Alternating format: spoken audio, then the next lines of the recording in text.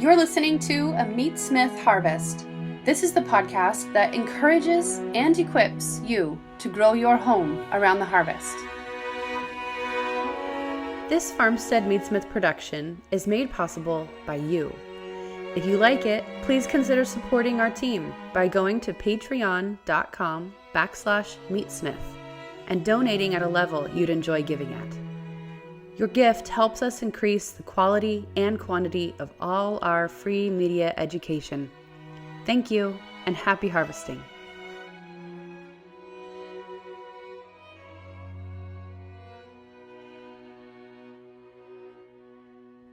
Hello, Meatsmiths.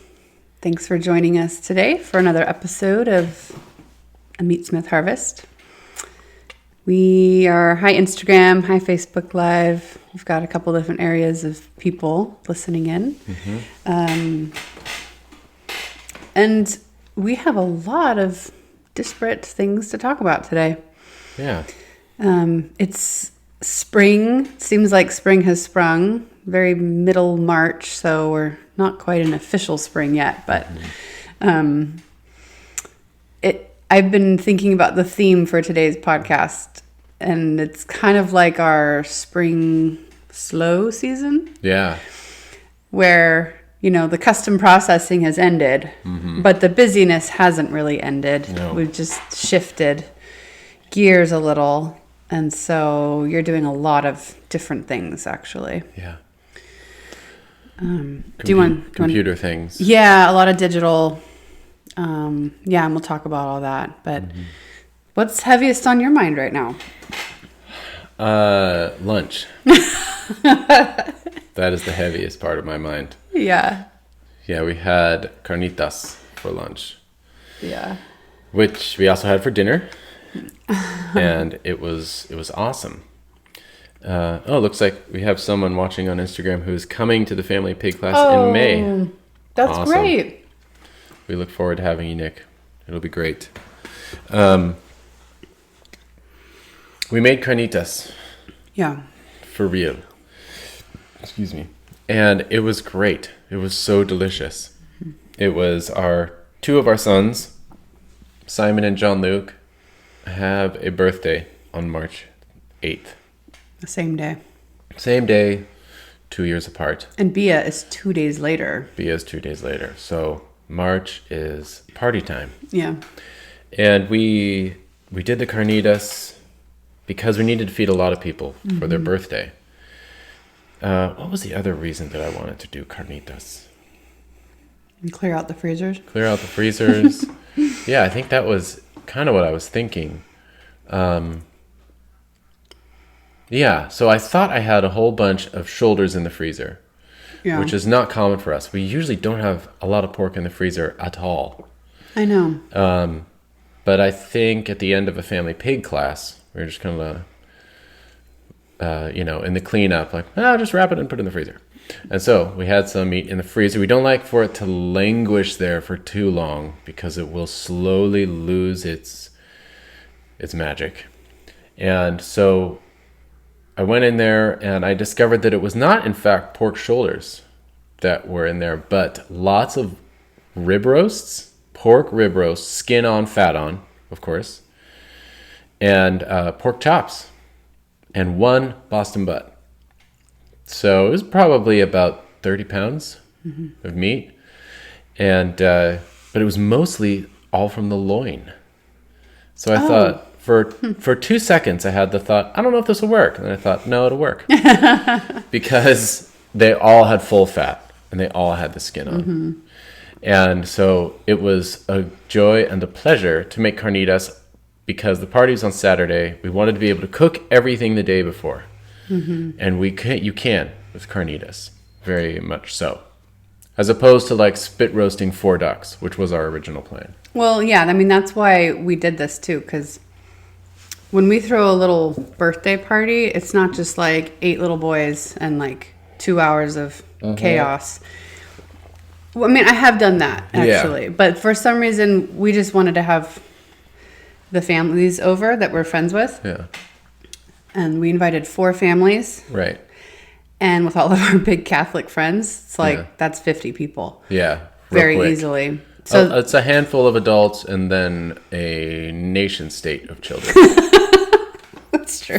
Just running everywhere. Yeah. So it's great. And I just kind of sprung it on you, I think, because you were still like wrapping up your busy season. And I was like, I'm going to schedule this, okay? And you're like, yeah, whatever. And then last week I was like, so what kind of meat do we have available? And I was thinking in the back of my head, like, oh, we have a whole flock of drakes that we could just, harvest and then roast over open flame or something fun like that. And you're like, yeah, we've already been eating those. There's only 4 left. Yeah. And so not gonna cut it. We needed a plan B, and that was our plan B, which it was beautiful. Awesome. Yeah, I can't believe how efficient it was. And it was, it might sound sacrilegious to take lovely pork chops and prime pork rib roasts and throw them into a big pot of lard and simmer away, so you lose all that structure. But Carnitas is no mean use of such things. That was super crazy delicious. Still is. We're enjoying the leftovers. Yeah. And it's one of those cases where in the demands of the domestic kitchen, what is valuable for the home kitchen is totally different than what has the highest value in the supermarket or the butcher case. For us, chops are not that valuable. Tenderloins, in fact, the highest price item in terms of fresh cuts on a pig, almost totally useless to our family. It's just like, it's fun. Especially the larger our family gets, too. Yeah, it's like a whittle snack. I'm going to spend a bunch of time, to fry this perfectly and feed 1.5 persons. It's true. So tenderloins are actually one of the greater challenges in utilizing an entire pig in our family. I'm always like, what am I going to do with these things? Yeah. They're too special to just throw into the sausage, which I have done, I confess. Actually, I feel no shame whatsoever. And so that's what happens to them a lot. Yeah. I might fry them up for like a snack for myself, and then the kids get a couple bites. But that was that was the most valuable thing to do with all those rib roasts and those chops. It was great. It was so fun. So tell us your process. How did you go about, in your mind at least, going, okay, this is my plan? Yeah. Well, the other thing I wanted to do was use lots of lard. So that's true, yeah. We have lots of lard.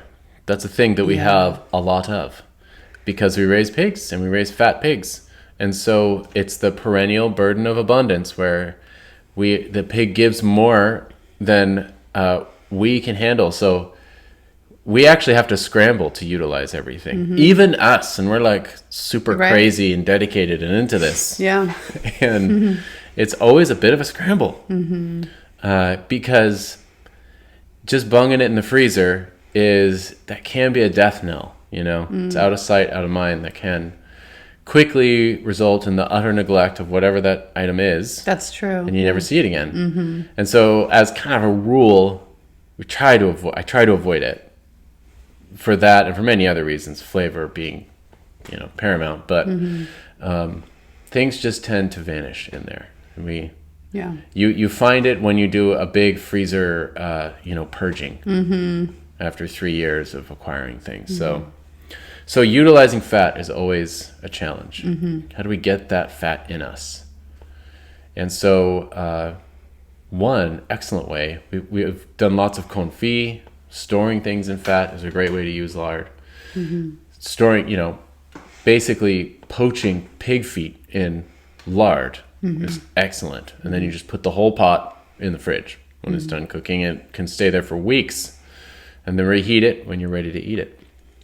And carnitas also requires a ton of lard.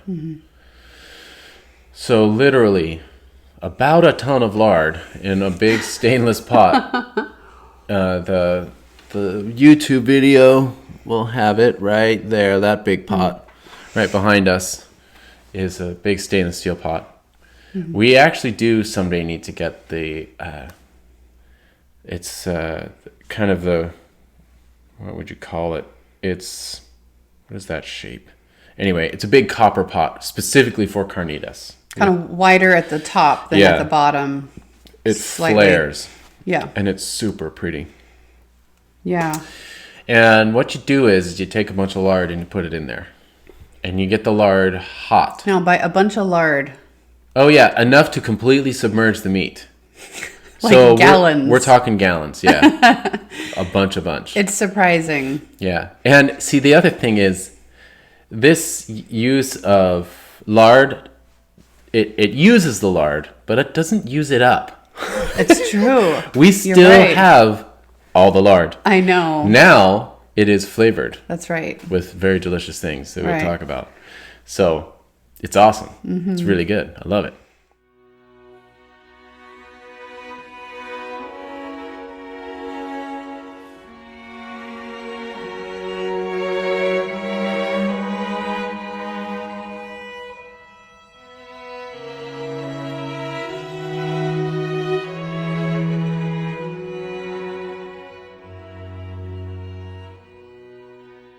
And so we'll get, melt all the lard, get it nice and hot, and then you just start putting meat in there very gently and gingerly.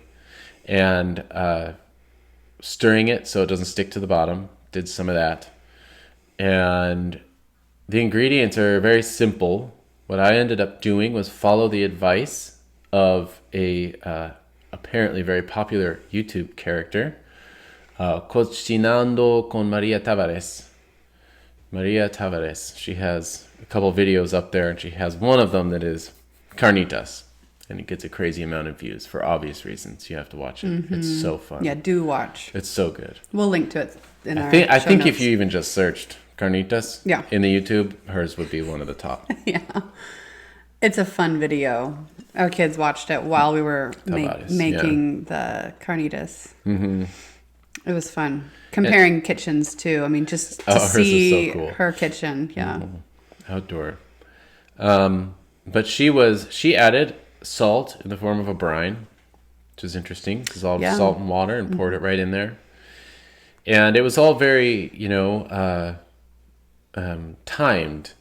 She used pork shoulder, some shoulder ribs, some belly, some trotters, and stomach and skin, all from the pig beast. Mm-hmm.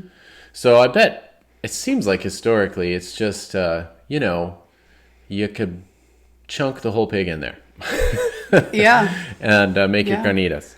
Just cooking it completely submerged in lard, in manteca. Mm-hmm. And it was really great. It was so easy because it all happens in the kitchen. Mm. It's easy for us because when we think of cooking for a party, we're like, all right, we're going to fell a tree. And a year from now, the wood is going to be seasoned. Then we're going to split it by hand. Then we're going to start a fire. And then we're going to roast it, over rudimentary, we'll buy cinder blocks, and we think we're all set up. So it was really simple to do this all in the kitchen. Yeah. And she added the brine, the salmuera or something, and then let it cook a little more. And then she added naranjas. That's right. Oranges, which was so cool for sabor y color. That's right. For flavor and color. Mm-hmm. And it definitely contributes both. Uh-huh. Like a lot of oranges. I did like 5. Have them all, squeeze the juice in there, and just drop them into the lard. Mm-hmm. And I think her lard the whole time was hotter than mine. Oh, okay. Hers, it was high temp. It was just bubbling, popping, fizzing, and I kind of wanted to keep it a little lower because we were in the house and I didn't want to make a real lardy mess. Mm-hmm. So mine held pretty much at 217 Fahrenheit the whole time. The temperature of the lard for all 4.5 hours maybe that we did it. It wasn't that long. That's right. It wasn't that long, but you were really monitoring it. Like I was scraping it. I was doing other things in the making the guacamole and a few other party prep things, but running the dish pit and all that. Yeah. It just takes 2 people on it. But you didn't really leave that much. I think because of the fact that it was hot lard. Yeah. In our kitchen. I'd never done that quantity. Yeah, and you were experimenting. Yeah, and the kids, the boys. Oh my gosh. A huge, what gallon? That's way over a 5-gallon pot Yeah. What is that thing? Maybe almost It's 8. like a 7 or 8 gallon pot. Yeah. Full of lard that's over, way hotter than boiling water, or a couple degrees hotter than boiling water. And then the boys. The boys are a physical threat to anything that's precarious, perched, hot, and heavy. So I like to stay close to those things. Well, they were like balancing on our bar. If you knew what the way our kitchen was set to up. look into the pot. They were like hovering over the pot, ready to dive in Right. to So this hot lard the I was entire playing time. defense. That's part of it. That's right. So oranges go in, and then some time passes. This is all incremental. You put the pieces according of to meat, Maria. That's right. Yeah, she doesn't she does the trotters at the very end. I'm kind of skipping to the end, but I mean she does things in stages. Yeah. 20 minutos, like after 20 minutes, then you add this cut of meat. Yeah. And so she's got it timed out too. Yeah. But And the stomachs go in. We didn't have stomachs. All we had was rib roasts and chops. That's right. And one shoulder. Yeah. And a bunch of skin. And skin, Because yeah. they all those rib roasts had skin on them. Mm-hmm. But I cut that off because I wanted to add the skin at the end, which is what Maria did. So after the oranges, she dumps in Coca-Cola. She dumped in a liter of Coke. And I didn't want to do soda. I also don't have any. And so I did Demerara sugar. yeah, how much was that? It was not even a cup. Really? Yeah. It was close, but not even. Okay. Because it was sweet. It was sweet, but it was so cool. So I melted it in water first. And what happens when you do that with Demerara is that the water looks like Coca-Cola. Because the molasses has not been separated out from the Demerara. It's still in there. And so it's not as sweet a sugar as a refined sugar. It's more minerally. It's got a lot more flavor to it. I love the flavor of Demerara is nice. It's like similar to, I think, a turbinado, sugar in the raw type of thing. And then dumped that little sugar brine in. And I did end up I had some chili flakes that I whizzed up and put in there. That was it. It was kind of simple. Super simple. Yeah. Oranges, sugar, spices. Salt brine. Yeah. Yeah, and the salt. And you don't even have to do spices. I don't think it needed those at all. No, it kind of didn't. Yeah. You dumped them and you're like, oh yeah, there's kids coming to the party. So then you strained them out after a little bit. Yeah, I didn't want there to be too much heat. Yeah. In the carnitas. But yeah, so 4.5 hours. And it was really towards the end, last half hours, when I put the skin in. Oh, okay. Because it's not quite hot enough to get the skin to crisp, like a pork rind. Right. And you actually want it to be tender enough to chew, but, floppy and greasy. That's the idea. Floppy, greasy. So good. And then we served it with corn tortillas. They're just store-bought corn tortillas. We didn't make our own. And smallish ones. Yeah, right. Taco little corn tortillas. And we heated those. Kept them warm in the oven with a little bit of water in a pan and a lid. And served it with guacamole and diced onions and cilantro with lots of lime. Yeah. And that was it. Yeah. That's all the taco needs. We didn't really do a whole lot of fixins. Oh my goodness. Yeah, which keeps it simple, actually. It's kind of nice when you have a big crowd of people. It wasn't like, hey, make your own taco. It's a self-expression. What does your taco say to you? Make your sorry. It would be too confusing for all the little kids, too, to have 8 different options. Right.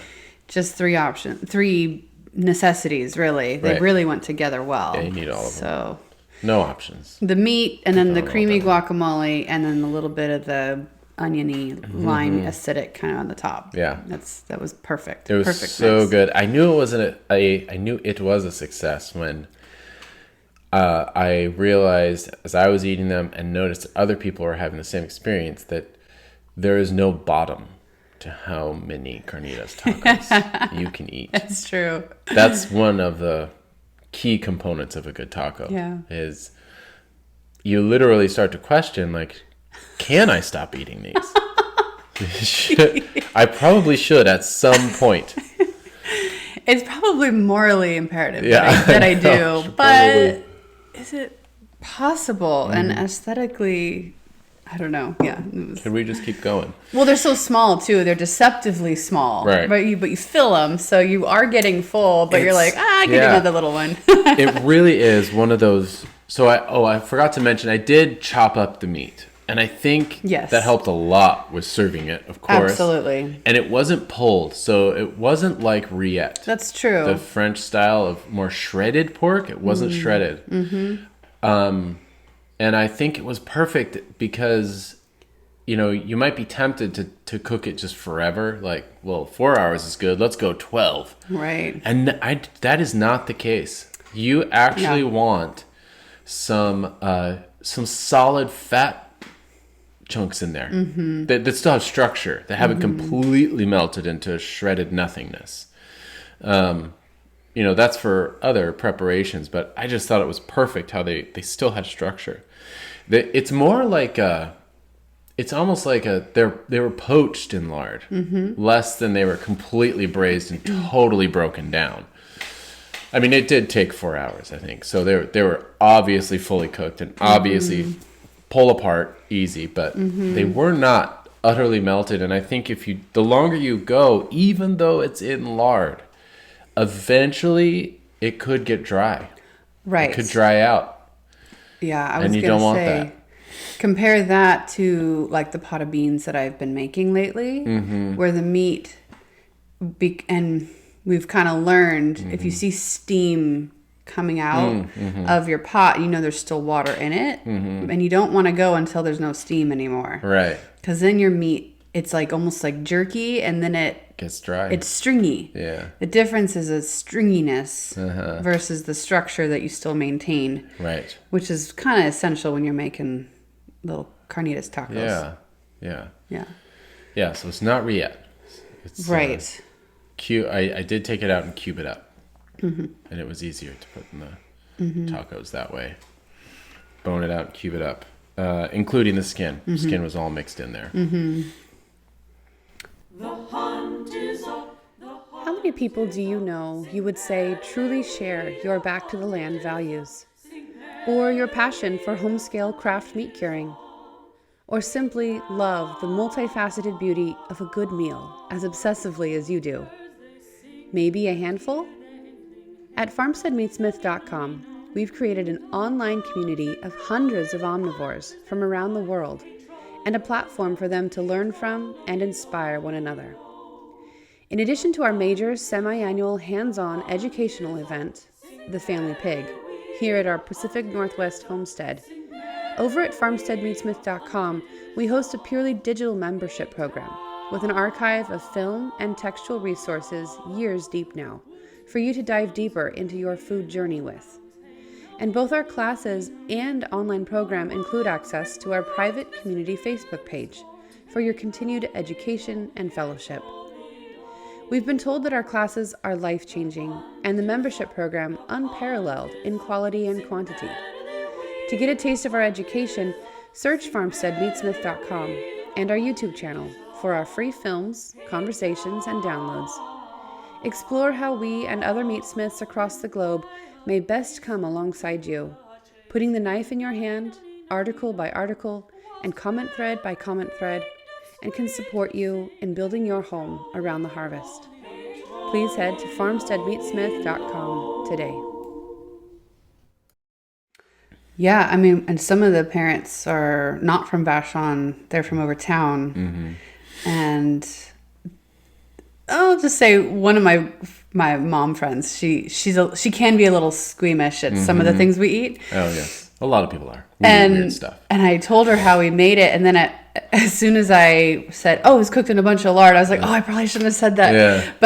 But she was a trooper, and she ate it, and there was skin and everything in it, like real obvious, and she just loved it. It's so good. Yeah. The magical thing about it is, and this is a paradigm amongst human eating beings, is this triumvirate that we keep running into in every culinary tradition. And it seems to have this great utilitarian end, which is consume fat.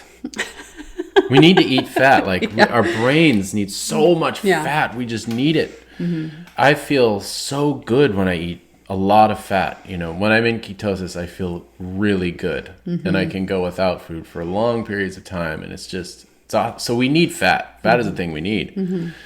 But it's so rich. You know, we have to get creative in the way we deliver it. Yeah. And Carnitas is just a genius way to do that. And it brings in a couple of the, perennial components that you find in other cultures. And it's acid. You need something acidic and tangy or sour to cut the fat.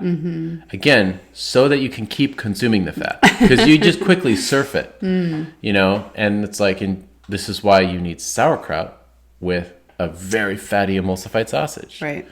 It's the same beautiful pairing. And the onion with the lime juice with just the solid chunks of fat that's how you put those down. And then I think texture is a big thing too. The texture has to make it desirable. Like you could just drink oil, right? Yeah. And I've done that Yeah. in desperation sometimes. But you need texture, and the crunch of the onion is perfect. The texture of the tortilla, sweetness, all of that balances with it perfectly. And just like eating pickled things with really fatty charcuterie, Right, some or pickled mustard. vegetable. Yeah. So it's just this beautiful triumvirate of acid, fat, and crunch, or some textural component. And that just seems to be, that's everywhere. We all have the same mouths and the same tongues, and we all require the same symphony so that we can eat as much fat as possible. So on that note, how is your keto diet going? I think last time we talked or recorded, we were just kind of entering into, you were reading about it. And so you were just getting ready to launch into, our Lenten diet, which for you was going to be kind of banking on being in ketosis. So have you been able to manage that? Yeah. I mean, I'm not really on a keto diet. You're not doing measuring and all that. No. Yeah. I can tell when I'm in ketosis, I think, when I fast and I don't want to kill myself. It doesn't hurt. Because usually, Yeah. I've always, the whole genesis of this was, I've always been terrified of fasting, and I don't like that about myself, because it's a weakness.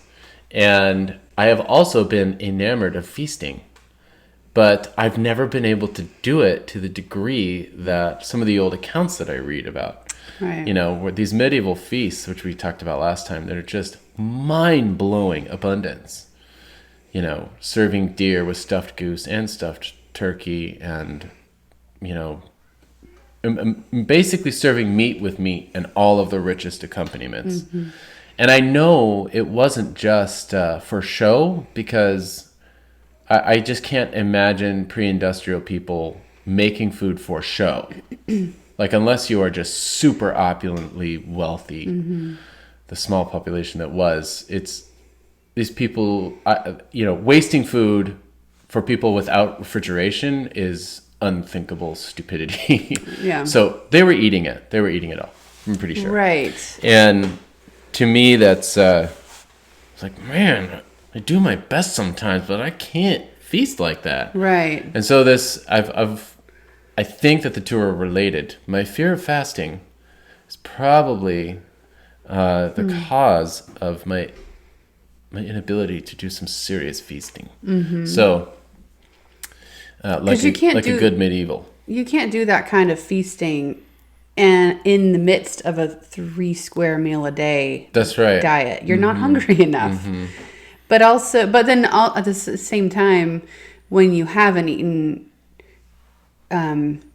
if you're doing it right, you're not like in this state of hangriness where you're Exactly. like I gotta eat something now, even if it's like chips and salsa or something kind of nutritionally empty. Right, because you're riding the blood sugar roller coaster. Yeah. Yeah, and that's the value of eating a ton of fat, is that you're not on that roller coaster. And so I've noticed when I have been diligent, disciplining myself to eat as much fat as possible, it works. Like fasting is not an absolute torment at all. I think I went, it's not that long, but I fasted for, a night and a day and a night, nothing.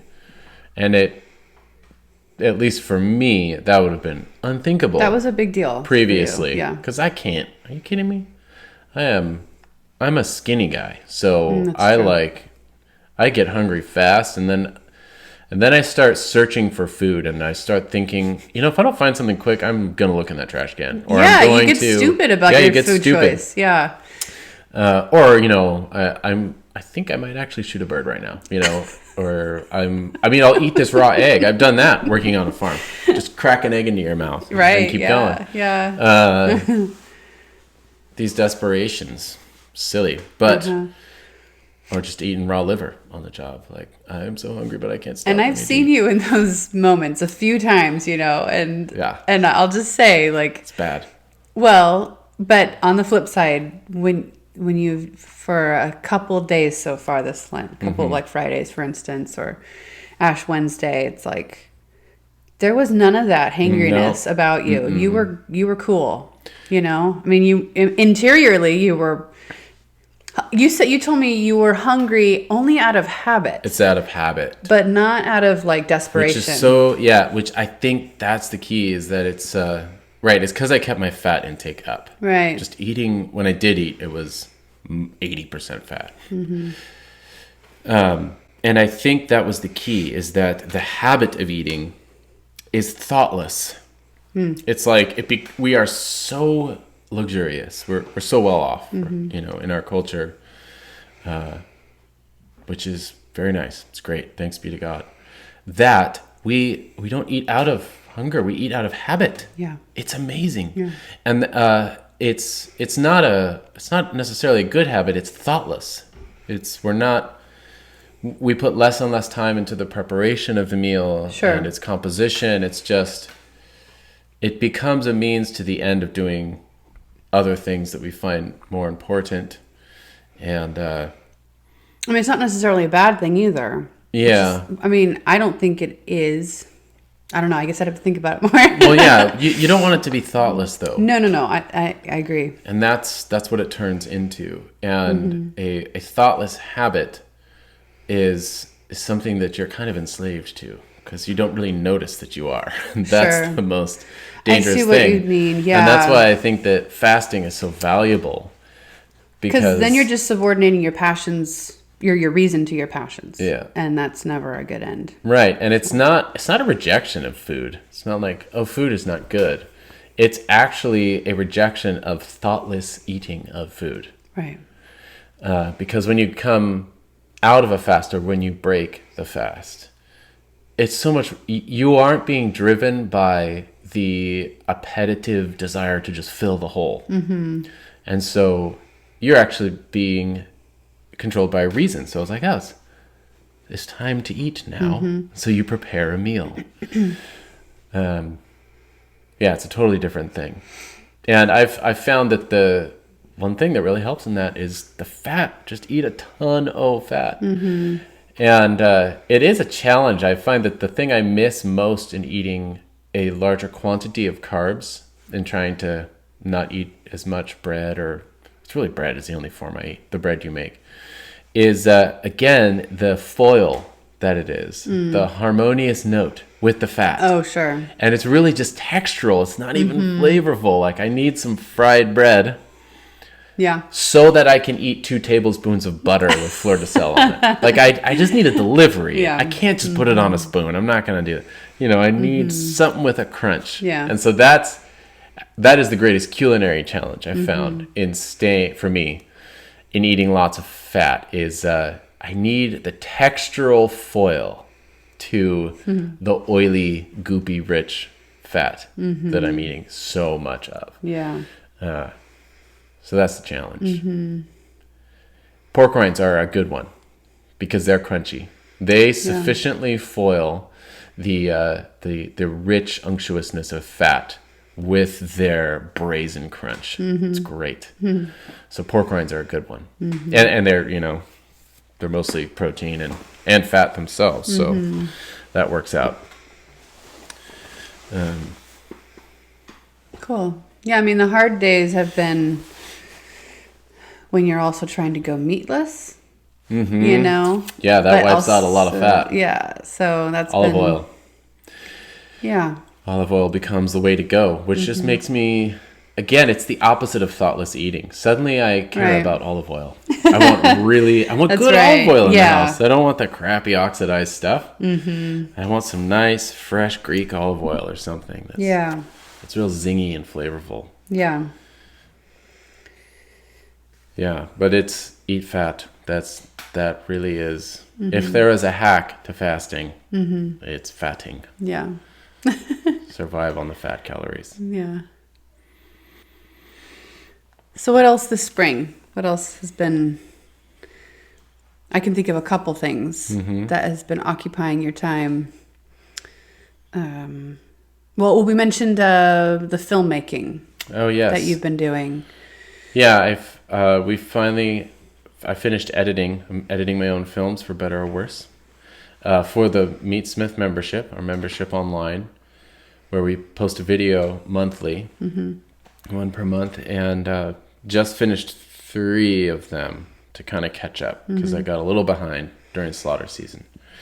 But they are one of them is the curing of lamb flesh. That's right. And so we made Fenalore, which is kind of a Nordic cured leg of lamb.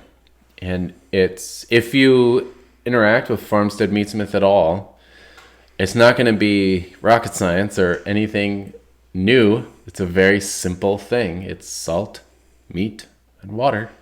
Yeah. And it's very basic, but it's crazy delicious. And it worked out really well. One fun thing was so that's a video up on the membership, but I cured it in Himalayan rock salt.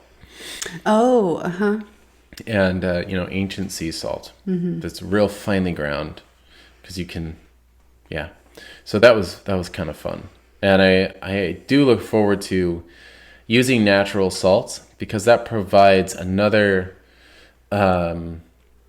limitation that creates unique expression again with curing things. And by natural salts, I mean salts that are reflect their in their formation, in their shape, they reflect their formation.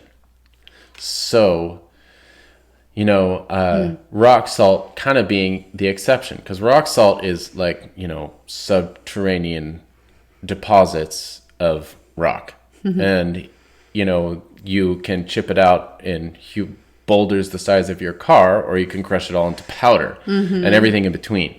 And so rock salt, I feel like, is the one where if you're going to coerce the shape of the salt, it's rock salt. That's the one you use. But other salts, 50% of their appeal, the rest being flavor, and it's even hard to separate those two, is their shape.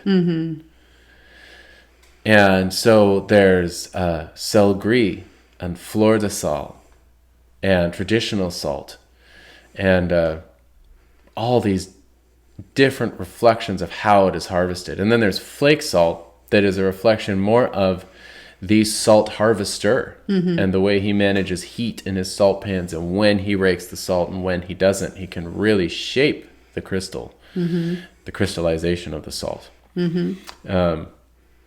And as a cure, that's very fun for me to think about, because a method before I started diving into salt more, I have been using salt to cure meat, particularly by allowing the application to be decided by how the salt clings to the meat. Wow, that was a lot of clauses. Kind of ridiculous, but because I don't like measuring it, because I want the bacon to taste like itself, not like my preconceived notion necessarily. But I also want to be open and work within the limitations. So I always get excited when I find a limitation. And shape of salt is one of them. Yeah. And I've been curing bacon and everything, by pouring a finer crystal salt into a tub in massive quantities, plopping the piece of meat in there, rubbing it all up with salt, and then taking it out. And the shape of the salt decides how much salt clings to the meat. As does the moisture on the surface of the meat. Those are all factors. But I like that docility to those external factors. To see what kind of bacon the salt wants to make. And then, I can still mess with it and toy with it. How many times do you plop it in the bin of salt? How much do you knock off? Do you knock off any? And so that's been a fun journey, and that's how I cured the Fenalore. It's a super roundabout way of saying that.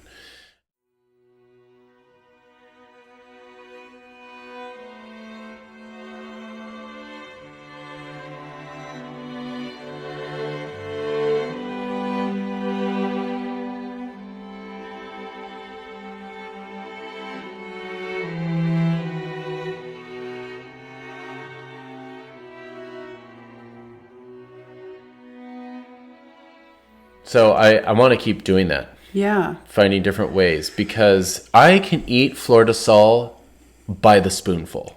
It's so good. Well, you've been discovering this in parallel with this ketosis, like consuming lots of fat. I mean, if you're kind of just limited to eating an avocado for lunch and like and salt, right? Exactly. I mean, so we've been kind of getting a little particular about the salt, and I gotta say, because it's expensive. I guess if you're gonna buy just a little bit, it's not that expensive. But it only appears to be. Yes. Well, I was gonna say, I mean, you get a little, like basically a cup. Yeah. For maybe $15. $15 fleur de sal here in Vashon. Okay, but it lasts forever. if you're just using it culinarily, like on your table, like by the little sprinkle. It's well worth the $15 if it's gonna make 3 months worth of lunches, like far superior. Stupid delicious. And it's that textural thing you were talking about, because it's flakes, which is different than little grains. Oh man! In your mouth, Yeah, fleur de sal are little blossoms. Oh yeah, well tell us about the fleur de sal story. If you want a flake, go for Malden. That's right. That's easy to find. Okay. I mentioned these because grocery store, they got them, and you can get them, or at least good ones. I really like the flake. Like the flake? I don't know why I'm partial to that. They're bigger. It's a crunch. I think Yeah, it's so good. So it's really good on lettuce. It's good on so many things as a finishing salt. Yeah, I think. When I eat lardo, a crunch. You need the little bit of crunch to go with the ribbon fat that you're eating. Yeah, absolutely. Yeah, that makes sense. And it's dry enough that even if you pour some olive oil on your lardo, which is highly recommended. Yeah. Fat on fat. Yeah. It doesn't dissolve the salt. The Malden salt is so dry. It has such a low moisture content that it just... That's right. I don't know if that's actually how the science works, but it stays pretty crunchable. Keeps its shape. They're substantial flakes. Yeah. But you can read all of this stuff in a fun book that I picked up a year ago. Mark Bitterman. We'll never forget his name because it's Bitterman, and he wrote a book on salt. And it's the fleur de sal is so special. It's such a definitely brave the $12 to $15 price tag on the little tiny container of the fleur de sal. It'll last you a very long time.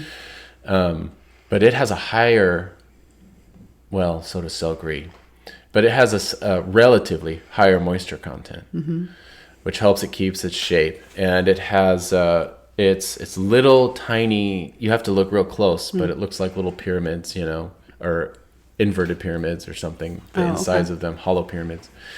And the flavor it's so mild. It's really shocking how mild that salt is. like I was saying, I can take like a spoon and just eat it. It's Yeah. And I'm using this to season things. It's so good. But that is actually the salt that blossoms on the top of salt pans during particularly cooperative weather patterns. Okay. It's highly sensitive. And these salt flats, these salt harvesting fields, these ponds, they're like 1.5 inches deep. They're super shallow. Wow. And the fleur de sal forms on the top. Oh. And it floats for just a little bit. And it forms on the top because a light breeze tickles the surface of the pond.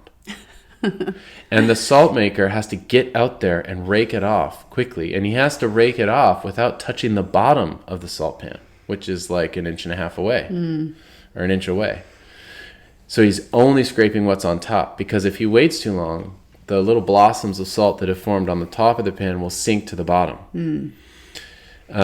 At which point they become sel gris. Okay. Which is a gray salt harvested by the salt maker by raking the bottom of the salt flat and bringing with the salt some of the gray clay that shapes the pan, which is a different salt. It's got a different shape. It's got a higher moisture content. It's gray than the fleur de sal. And if you let that accumulate for a long time, if you let the crystals continue to sink and form on the bottom, then you get traditional salt, which is more of a lumpy thing that it's more common to impose your own shape upon.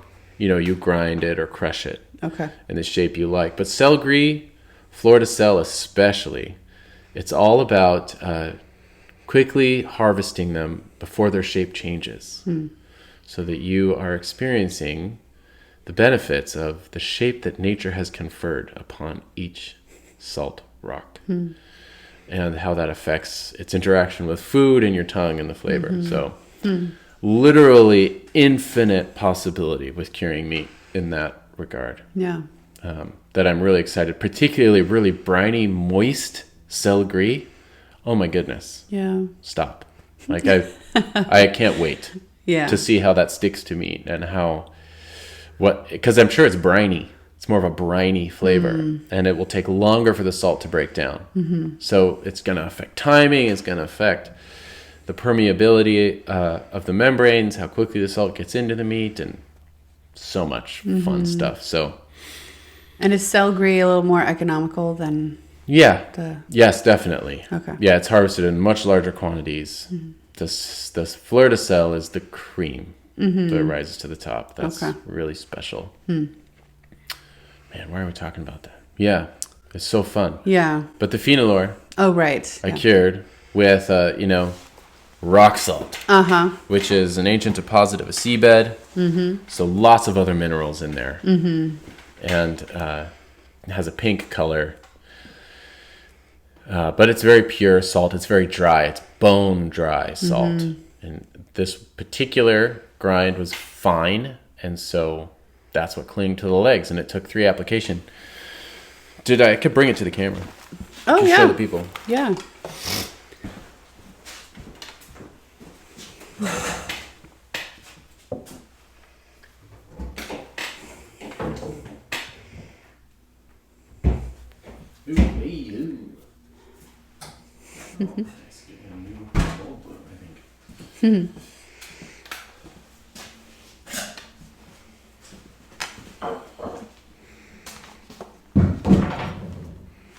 I should mention too that when you edited these videos yourself.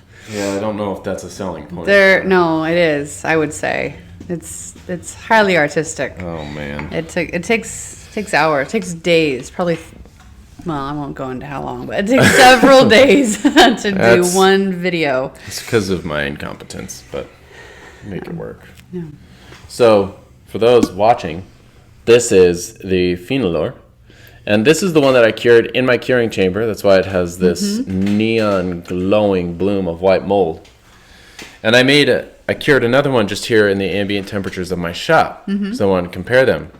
Both legs from the same sheep. Cured with the same salt in exactly the same tub for exactly the same duration. One hung in a temperature humidity controlled environment, one hung in completely uncontrolled, crazy Pacific Northwest drafty building environment. And there's a video about that on the membership. The results. It's kind of fun. Taste testing both. Yeah. But this thing, we gotta keep eating this because Watch you do that. it's really. You want to try some? Oh yeah. It's really nice.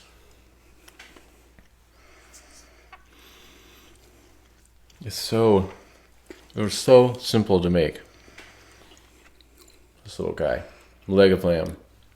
And sorry, remind me, this is the one that hung in the shop? This is the one that hung in the chamber. Oh, okay. The one that hung in the shop had completely different mold bloom. Yeah.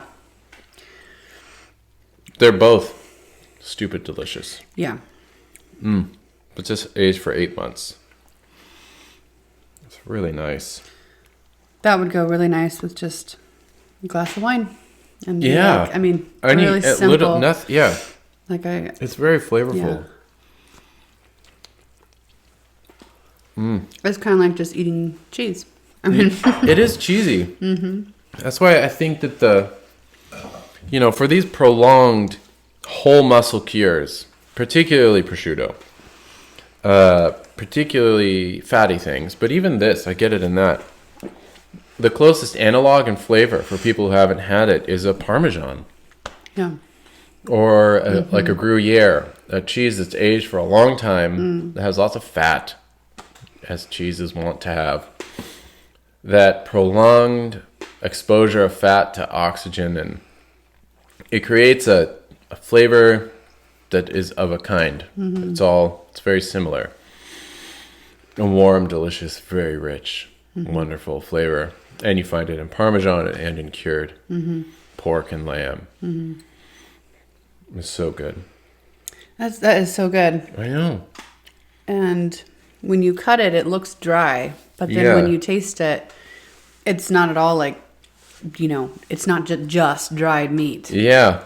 It's not jerky, Right. It's been doing something. Yeah. Just sitting in here and... Yeah, and I think that's the key with that is to not oversalt it. Because you can suspend a piece of meat. You can just plunge it into saline suspended animation, where it's just this, like, basically all the salt in the flesh is replaced, or all the water in the flesh is replaced with salt. Right. And it becomes a salt block that's interlaced with protein. That's easy, and that will be dry and require soaking, and that's salt pork type of thing. But if you just add the minimum, just enough so that it doesn't go bad, but it goes good. It goes somewhere, still develops and ages. That's really where the subtlety is. Yeah. So I'm excited to see how naturally formed salts contribute to that process. I've always used sea salt, but I've never been picky about it. I'll just get like Pacific sea salt, Mediterranean sea salt, all of which are just distilled, kind of industrially distilled salts. Really there's no art on the part of a salt maker who's actually crafting a crystal, either passively receiving what nature gives or actively shaping one, in salt pans that he's heating and really managing. So I'm excited to do that more. What was the third film that you did? I'm blanking on it right now. Tartare. That's right. Carpaccio tartare. Yeah. Lamb tartare. That's right. Yeah. Okay. Which is just very simple, but crazy delicious. Like all the most delicious things, it is the most simple. It's not even cooked. It's shaved. And then you just eat it. And in fact, the easiest thing to do is to dress it up too much. You just leave it alone. Yeah. Yeah. Just eat it. It's so good. I actually like that video a lot. It's a shorter one, but you kind of philosophize about it in the beginning of the film and kind of breaking it down. What is it? What is tartare? And anyway, it's a good film. Thanks. So those are up. Those are ready for the members. The members. Become a member if you aren't one yet. You're going to be getting some harvest journals up soon too, I think. And anyway, spring is the time when we really try to churn and burn with the membership content. Yeah. So that's all up. I wanted to mention we also have 2 or maybe 3 tickets left to the May class. The May Family The May Pig. Family Pig, right?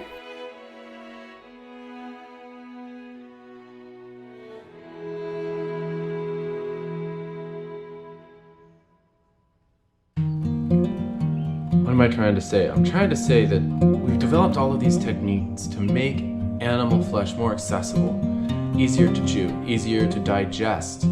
We've prepared it in ways that have muted its flavor to make it so we can eat more before surfeiting, so we can eat even very rich things in greater quantities. We've got all of these tricks to dilute meat just a little bit, and what it truly is in its rawest form.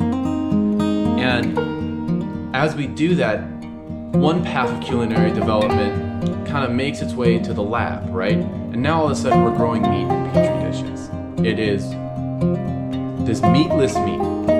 But if you follow a more traditional path of culinary development, it starts, from the consumption of raw flesh, hunting animals, outrunning them, chasing them down and harvesting them, and then mashing up their flesh in mortar and pestles, or chopping it finely, or just smashing it. And then we advance and we get better and better at cooking it, preparing it, seasoning it, and there's no limit to the subtlety that you can get in terms of flavor from like a prosciutto. It's at least as complex as wine and cheese, of course it is. And yet you follow that development, that progression all the way up, and amongst the most refined achievements, you find TarTare, the most primitive manifestation of a meaty meal that we consume. And there's something rightly ordered about a culinary tradition that advances to lead you back to the beginning, back to the raw flesh of the animal. And I would argue that there's something about the flavor of raw flesh. It has a subtle minerality to it that appeals to the deepest part of our appetite.